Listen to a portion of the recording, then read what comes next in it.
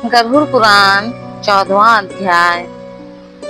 गरुड़ जी बोले, हे दयानिधि, यमलोक कितना बड़ा है, कैसा है, किसके द्वारा बनाया हुआ है, वहाँ की सभा कैसी है और उस सभा में धर्मराज किनके साथ बैठते हैं। हे दयानिधि, जिन धर्मों का आचरण करने के कारण धार्मिक पुरुष जिन धर्म मार्गों से धर्मराज के भवन में जाते हैं, उन धर्मों तथा मार्गों के विषय में आप मुझे बताइए। तब भगवान श्री हरि बोले, हे गरुड़, यमलोक की परीक्षा, आत्मा का निर्णय, मनुष्य एक अंत नहीं, वह एक दरवाजा है जिसे पार करने के बाद आत्मा अपने असली फैसले का सामना करती है। आत्मा जब सभी नरक के यातनाओं को सहकर गुजरती है तो वह एक ऐसे स्थान पर पहुंचती है जिसे कहा जाता है महायम सभा। यहाँ उसके कर्मों की लेखा जोखा होती है। सामने बैठा होता है यमराज और बगल में चित्रगुप्त, कर्मों का लेखा जोखा रखने वाला दिव्य साक्षी। यह वह स्थान है जहाँ छल नहीं चलता। यहाँ आत्मा की हर एक इच्छा, हर पाप और हर एक पुण्य का लेखा जोखा दर्ज होता है। यहाँ आत्मा के आंखों के सामने उसका संपूर्ण चलचित्र की तरह चल रहा है। उसे उसका जीवन में वह क्या पाप किया, क्या पुण्य किया है, उसे सामने बिठा कर दिखाया जाता है। और तब चित्रगुप्त आत्मा से कहते हैं, हे जीव, तेरे ही कर्मों का परिणाम तेरे समक्ष है। देख, तूने कहाँ धर्म किया, कहाँ अधर्म किया, अब तुझे निर्णय सुनाया जाएगा। आत्मा अपने द्वारा किए हुए कर्म को उस सभा में देखती है। कोई बंधन नहीं, कोई संशोधन नहीं। वह समझती है जो किया वही पाया जाएगा। यमराज निर्णय सुनाते हैं। 3 संभावनाएं, स्वर्ग यदि पुण्य अधिक हो, नरक यदि पाप प्रबल हो, पुनर्जन्म यदि दोनों संतुलित हो। गरुड़ पुराण में लिखा है, यमराज का निर्णय अंतिम नहीं होता। वे केवल उस दिशा को दिखाता है जहां आत्मा ने स्वयं अपने आप को पहुंचा दिया हो, क्योंकि न्याय का पल बीत चुका होता है और अब आत्मा को जाना होता है उस रास्ते पर जिसे नरक की यात्रा कहा जाता है। वे वो रास्ता है जहां चीखे, पश्चाताप और कर्मों का भयानक फल मिलता है।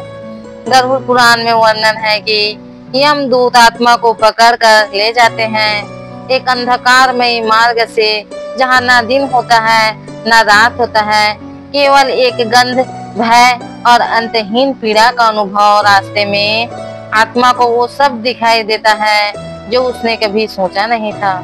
रक्त की नदियाँ, कांटों से भरी भूमि, अग्नि से जलते वृक्ष और अन्य आत्माओं की कहराती पुकारें। यानी पूरा रास्ता ऐसा है जहाँ ऊपर से बिच्छियां बरसती हैं और हर एक कदम आत्मा को उसके द्वारा किए हुए पापों का बोध कराती है। यह यात्रा 47 दिनों तक चलता है और हर दिन आत्मा को उसके पापों के हिसाब से सजा दी जाती है, पीड़ा दिया जाता है। कुछ आत्माएं विनती करती हैं और कुछ आत्माएं क्षमा मांगती हैं, पर वहाँ कोई सुनने वाला नहीं होता। यह वही रास्ता है जहाँ आत्मा समझती है कि जीवन में किए गए छोटे से छोटे पाप कर्म जीवन में इतना बड़ा परिणाम ला सकती है। और जब यह मार्ग समाप्त होता है तो आत्मा पहुँचती है नरक के पहले द्वार पर। और जब आत्मा ने अपने कर्मों का फल नरक में भोग लिया तो उसकी यात्रा वहाँ से समाप्त नहीं होती। गरुड़ पुराण कहता है, मनुष्य के बाद भी आत्मा की अग्नि परीक्षा जारी रहती है। नरक के भय देने वाले अनुभवों के बाद आत्मा को एक रहस्य क्षेत्र से गुजरना पड़ता है, जहां उसे अपने समक्ष समस्त जीवन दर्पण दिखाया जाता है। हर छोटा बड़ा कर्म, हर विचार, हर भावना सब उसके सामने स्पष्ट हो उठते हैं। यह वह अनुभव आत्मा के भीतर गहरी पश्चाताप की ज्वाला जलाता है। आत्मा तड़पती है, स्वयं से सवाल करती है, क्यों मैंने इतना अधर्म किया, क्यों भुला दिया सच्चा मार्ग। यहीं पर आत्मा को दो मार्गों का दर्शन होता है। पहला मार्ग उसे संसार में फिर से फंसाने का, भोगों में उलझ जाने का, और दूसरा मार्ग उसे मुक्ति की ओर ले जाने का। लेकिन ये चुनना आसान नहीं होता। गरुड़ पुराण के श्लोकों में वर्णित है, जो आत्मा अपने कष्टों से शिक्षा लेकर सच्चा प्रायश्चित करती है वही मोक्ष का अधिकारी बनती है। बाकी आत्माएं फिर से जन्म और मृत्यु के चक्र में फंस जाती है। आत्मा यदि सच्चे दिल से परिवर्तन चाहती है तो उसे कठिन तपस्या करनी होती है। कठिन तपस्या करके पृथ्वी पर जन्म लेने से पहले ही वह देवताओं से प्रार्थना करती है। अपने भविष्य के जीवन के लिए व्रत लेती है। इस बार मैं तुझे ना भूलूंगा प्रभु, इस बार मैं तेरा ही पद चुनूंगा। गर्भ में प्रवेश से पहले आत्मा गहरी प्रतिज्ञा करती है, पर जैसे ही जन्म होता है माया के चादर उसके ऊपर पड़ जाती है और वह पुनः सब भूल जाती है।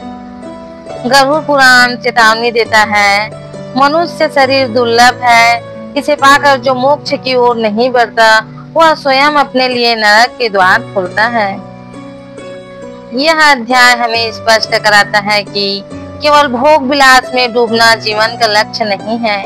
प्रत्येक कर्म, प्रत्येक भावना, सब कुछ एक साधना है। मोक्ष की मार्ग की ओर जो आज तेज गया वही मृत्यु के बाद शांति पाएगा, वरना आत्मा फिर से चक्रव्यूह में फंस जाएगी। जन्म और मृत्यु, फिर पीड़ा, अनंत सिलसिला। इसलिए गरुड़ पुराण आज हमसे कहता है, अब भी समय है, जागो। और भगवान श्री हरि कहते हैं, उस दिव्य धर्म नगर को महापुण्य से ही प्राप्त किया जाता है। दक्षिण दिशा और नैऋत्य कोण के मध्य में यम का जो नगर है वह संपूर्ण नगर वज्र का बना हुआ है, दिव्य है और असुरों तथा देवताओं से अभेद है।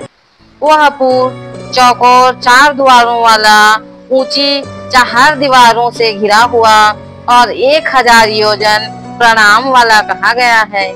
उस पुर में चित्रगुप्त का सुंदर मंदिर है जो 25 योजन लंबाई चौड़ाई में फैला हुआ है। उसकी ऊंचाई 10 योजन है और वह लोहे की अत्यंत दिव्य 4 दीवारों से घिरा हुआ है। वहाँ आवागमन के लिए सैकड़ों गलियां हैं और वह पताकाओं एवं ध्वजों से विभूषित है। वह विमान समूहों से घिरा हुआ है और गायन वादन से निनादित है। चित्र बनाने में निपुण चित्रकारों के द्वारा चित्रित है तथा देवताओं के शिल्प योनियों का निर्माण किया गया है। वह उद्यानों और उपवनों से रमणीय है। नाना प्रकार के पक्षीगण उसमें कलरव करते हैं तथा वह चारों ओर से गंधर्वों तथा अप्सराओं से घिरा है। उस सभा में अपने परम अद्भुत आसन पर स्थित चित्रगुप्त मनुष्यों की आयु की यथावत गणना करते हैं। वे मनुष्यों के पाप और पुण्य का लेखा जोखा अभिलेख करने में त्रुटि नहीं करते। जिसने जो शुभ अथवा अशुभ कर्म किया है, चित्रगुप्त की आज्ञा से उसे उन सब का भोग करना होता है। चित्रगुप्त के घर के पूरब की ओर ज्वर का एक बड़ा विशाल घर है और उनके घर के दक्षिण सूर लूता और विस्फोट के घर हैं तथा पश्चिम में कालपास, अजीर्ण तथा अरुचि के घर हैं। चित्रगुप्त के घर के उत्तर की ओर राजरोग और पांडु रोग का घर है। ईशान कोण में सिराहा पीड़ा का और अग्नि कोण में मूछार का घर है। नैऋत्य कोण में अतिसार का, वायव्य कोण में शीत और दाह का स्थान है। इस प्रकार और भी अन्याय व्याधियों से चित्रगुप्त का भवन घिरा हुआ है। चित्रगुप्त मनुष्यों के शुभाशुभ कर्मों को लिखते हैं। चित्रगुप्त के भवन से 20 योजन आगे नगर के मध्य भाग में धर्मराज का महादिव्य भवन है। वह दिव्य रत्नमय तथा विद्युत की ज्वालामालाओं से युक्त और सूर्य के समान दीप्यमान है। वह 200 योजन चौड़ा, 200 योजन लंबा और 50 योजन ऊंचा है। 1000 स्तंभों पर धारण किया गया है तथा स्वर्ण से अलंकृत है और अनेक प्रकार के धनिकों के भवन और देव सदन तथा राज सदन से परिपूर्ण है। वह भवन मेघ के समान उज्जवल, निर्मल एवं स्वर्ण के बने हुए कलशों से अत्यंत मनोहर है। उसमें चित्र बहुरंगी रंग के बनी हुई है, सीढ़ियां हैं और वह ब्रज हीरा की फर्श से सुशोभित है। तो दोस्तों, हम सब भी आत्मा ही हैं जो एक दिन यमराज के सभा में खड़े होंगे। तो क्यों ना कर्म ही ऐसे करें कि चित्रगुप्त हमें वहां देख के मुस्कुराए, यमराज जी आदर करें और अंत में भगवान विष्णु हमें स्वयं बुलाए।